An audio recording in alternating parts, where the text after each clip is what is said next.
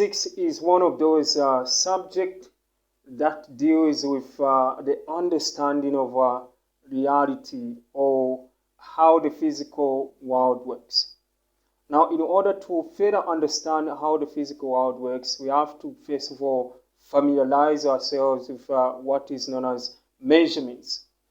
And in today's video, we'll look at measurements specifically on an international system of units, which are normally written as SI unit, system of units, or rather international system. So one of the most fundamental to understand about this one is we have to look at what is called the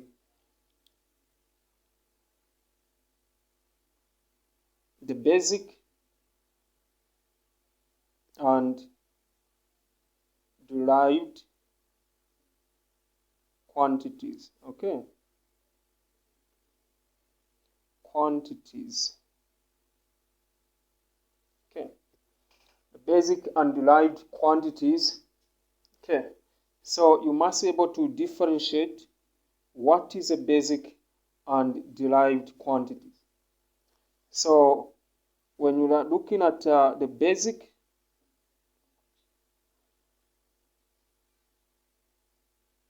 quantities, we are just trying to talk about things such as the mass, okay, and the length and time. So these are the most basic when it comes to the fundamental measurement in physics. So basic quantities, these are quantities such as the mass, the length, and the time. Now, what about the quantities that are derived? So, derived quantities, when you look at the derived quantities, we are looking at quantities. We are looking at quantities such as the force and acceleration,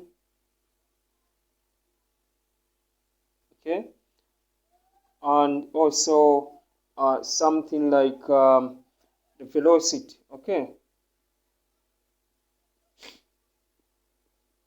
So when you look at the force here and acceleration and velocity, you notice that force is something that you can say it is mass multiplied by acceleration, okay.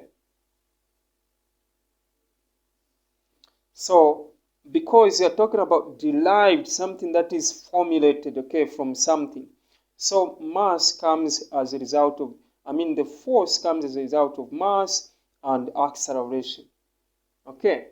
So they are basically, not only these are just the derived unit quantities, but also there are plenty of these derived quantities. So just kind of keep it very basic, and so that we don't waste much of the time. So these are conceptual videos, okay? And then we want to actually talk about derived and basic units. So in order for you to understand what you mean by that, we know that the basic are just, we are just talked about the mass, okay? And we know that the units, or rather the unit of the mass is just the kilogram, which is symbolically just the kg. And from there we also have the length as a quantity, and the units, the unit of the length is just the meter, which is symbolically m, okay. And then you also have the time, okay, the time, which is just the second, okay. So the quantity time measured in a unit called second, abbreviated as just the s, okay. So basically, those are the units of the basic quantities. Now, what about the derived units of the derived units of those derived quantities? So we talked about the force. Okay, when you look at the force, the unit is just simply the Newton, which is just the capital N. And about the acceleration,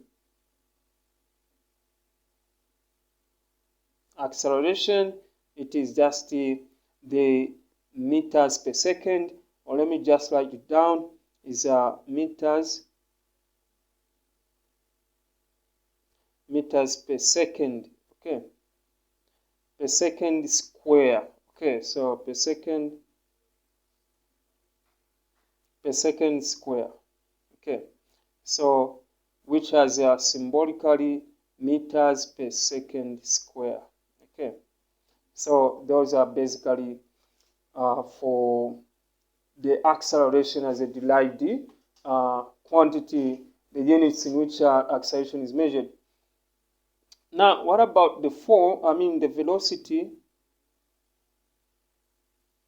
So about the velocity is just meters per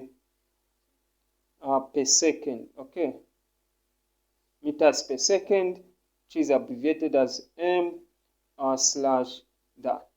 Okay, so we have many other basic unit, even derived units. So you can also talk about the mole, or even the temperature. The temperature is a basic unit. Okay, so if you want, you can also include temperature right there, because temperature isn't derived. So temperature, we're just talking about the Kelvin, which is just symbolically as K. Okay, that is about temperature. Okay, now after you understand basically those concepts about international system of units, okay, so basically we have two kinds, the basic and those that are derived. Okay, so now let us look at some of the because in measurement we normally use what is known as the prefixes, okay, and let's say the multiples, okay, even some sub multiples of those units. Okay, so what we mean by that, when you're looking at the prefix of the unit, for example, you can have something like the kilo, okay, which just translates to 1,000 of a base unit, for example. Base unit. Okay, and then now you can have the multiples. You can have the multiples such as the kilometer. Okay, so the multiples of these units are something that we are calling like the kilometer. Okay. Okay, so the kilometer like km, okay, which just translates to 1,000 of the base unit, which is the meter. Okay, and now what about the sub multiples? Okay, about the sub multiples, we are just looking at of course I can give other examples on this one. The multiples, you can also have what is called maybe the megabyte, okay, maybe the MBs, and then that is just that. Also, mega means a million, okay, so a million of that base unit, which is that. Okay, And then we can also have something like the megawatt. Okay, megawatt, which is capital M, and that which translates to just the 1 million as well. 1 million of the base unit. So the base unit is the watt. Now this is the prefix. Okay, these are normally prefix. Okay, so those are the key concepts that you need to understand. Okay.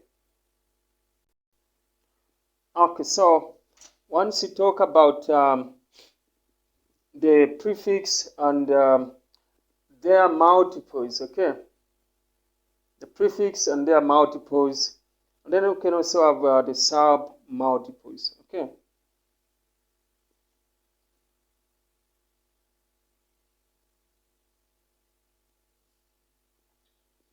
so you can have the sub multiples.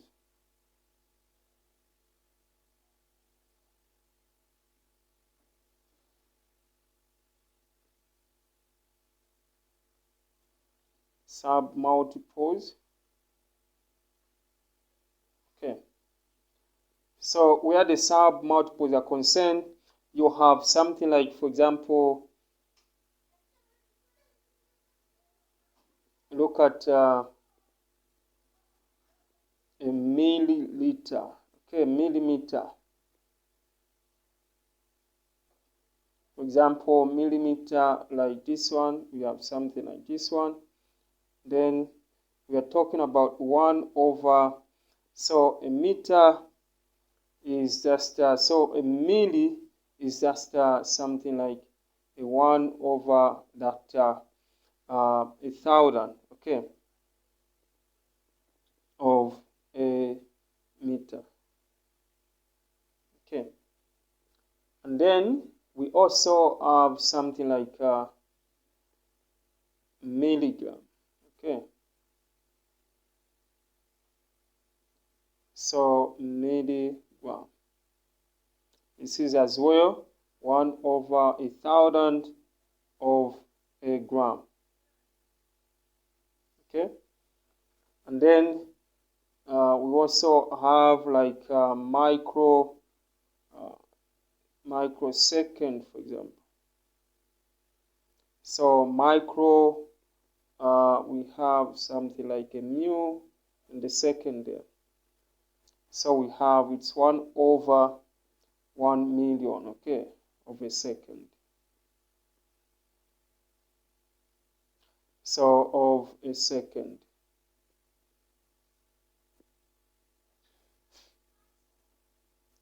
Then those are basically the prefix. So these are more like the prefix, okay.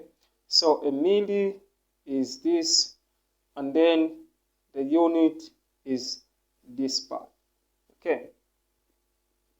Now let us look at scientific notation. So when it comes to writing numbers that are very large, numbers that are also very small, it is imperative that we normally use the scientific notation. And normally the scientific notation is given as a number multiplied by 10 and then to the power n. Okay. Now, this number a should be less than 10, and n is the exponent. Okay, so n is the exponent. So from there you can have something like numbers that are very large. For instance, you can have maybe 1, 3, 2, 4, 5. Okay, so this is a positive number. Okay, this is a positive number, and you can also have something like a negative number, 0.125.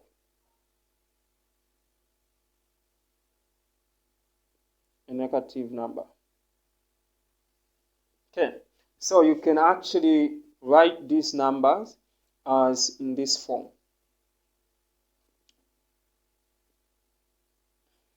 So in this case, this 3, 1, 2, 4, 5 can just be written as, when you have a positive number, in order to write them in scientific notation, you must make this number come less than 10. So since it is positive, move the number of decimal place to your left. So 0, start from this one, 0, 1, 2, 3, 4.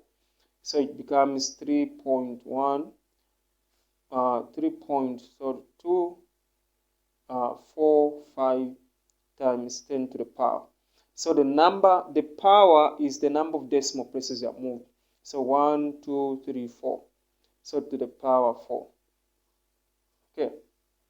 So that is how you can go about it. So this is a positive number. So you can see that the power is a positive one. So what about this one? 0.25. So in standard form, so you move from left to right. Okay. So the decimal is there. So it's just 0, 1. So just going to be 1.25 times 10 to the power negative 1. Since this number is less than 1, so the power becomes less than 1 or negative. Okay, so that is about scientific notation. Now, what about significant figures? Okay. Now, there are rules. So when you look at significant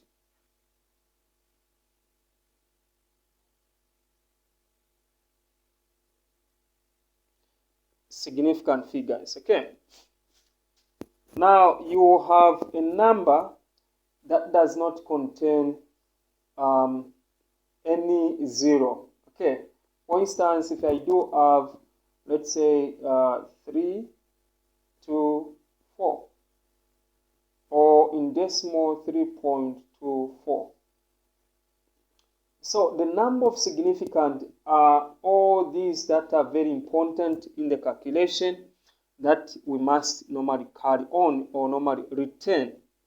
So when you look at 3, 2, 4, all these numbers, for example, are important. So in this case, the number of significant is 3, 2, 4. So in this case, you have 4 significant figures. Okay.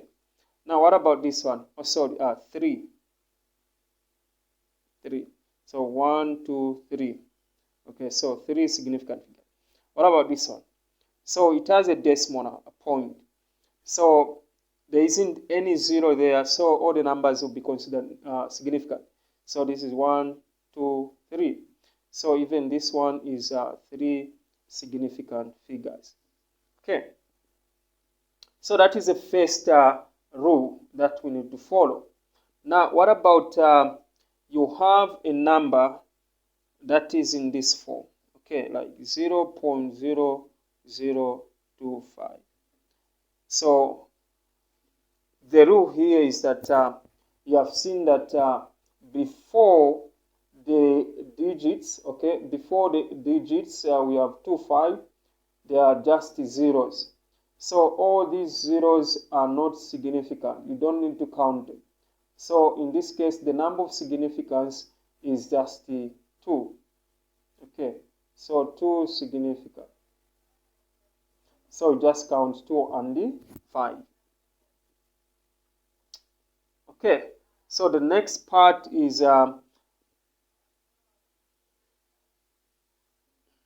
next part is where you have now zeros between non-zero digits. Okay, for example, when you have something like a number as a decimal, then you have 0, 0, 1, 2. So how do you consider the number of significance? So because the zeros are in between these non-zero numbers, 3, 1, 2, okay. So since they are in between, so you count them as significant. Okay, so we have 1, 2, 3, 4, 5. So we have 5 in this case. Okay. So that is the most understanding. That's most important thing. And now the last one is so when you have so these are what you call the leading zeros. Okay, the leading zeros to the left. So to the left. Now, what about if we have the trailing zeros to the right? So if you have something like a number, these are not significant, but they only become significant if we have the zeros in this decimal number. Okay, so in this case, you have this is not significant, so 0, 1, 2, 3, 4. So we have 4 significant. Okay, then in this one is going to be just 2. Okay, so don't consider the zeros after the number if the number doesn't have a decimal, unless it is a decimal number. Okay, so that is the most fundamental key concept in physics. Okay, so make sure that you understand that, guys. Thank you so much for watching, and this is Radical Academy, and this is Professor Wanamike, and I'll see you in the next video. So please make sure that you do subscribe to my channel so that you don't miss all these updates and our videos that are very educative. Make sure you recommend your families. Maybe you have a friend, or maybe a sibling, or even your relative that is writing exams this year. So thank you so much, and I'll see you in the next video.